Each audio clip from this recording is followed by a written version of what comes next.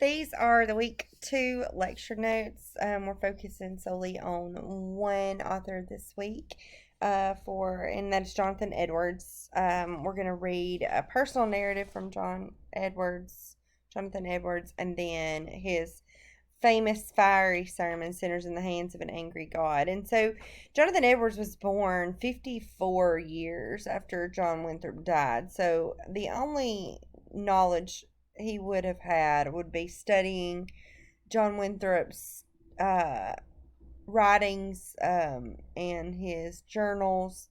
But he did a lot of the same principles that Winthrop held to. They resonated with Jonathan Edwards as a part of his Puritan faith. And so he believed in the Puritan beliefs about God and the church. He agreed with those. But he did think that the American church had become too influenced by the Enlightenment movement, which was sweeping across Europe and even into America.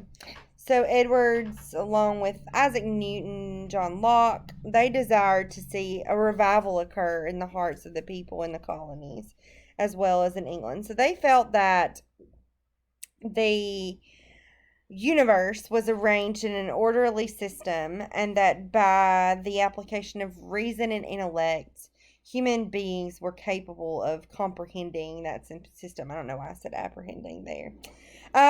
So this philosophy was radically different from the early or Puritan idea that you have this stern, inscrutable God whose plans are way beyond our human understanding, and that we can only know his will through the religious revelations. So ministers like Edwards and George Whitefield, Gilbert Tennant, they led what we know today as the Great Awakening, where preachers wanted nothing more than for their congregations to have a religion of the heart, which didn't rely on those strict Puritan religious practices and their moral duties, and instead focused on spiritual grace. And so, obviously, this grew rapidly, and many people accepted what was being preached and believed at the time.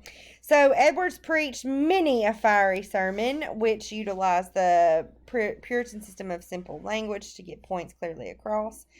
And obviously it worked, because one of his sermons is still known today as one of the most known and greatest examples of Puritan slash Great Awakening rhetoric. That sermon is Sinners in the Hands of an Angry God. He preached it in July of 1741. And the passionate congregation begged to know how they could be saved from their errant ways. So, not everyone loved Jonathan Edwards, though. In 1750, his parishioners pretty much ran him out of the church, fearing that he was too radical in his theology and practice.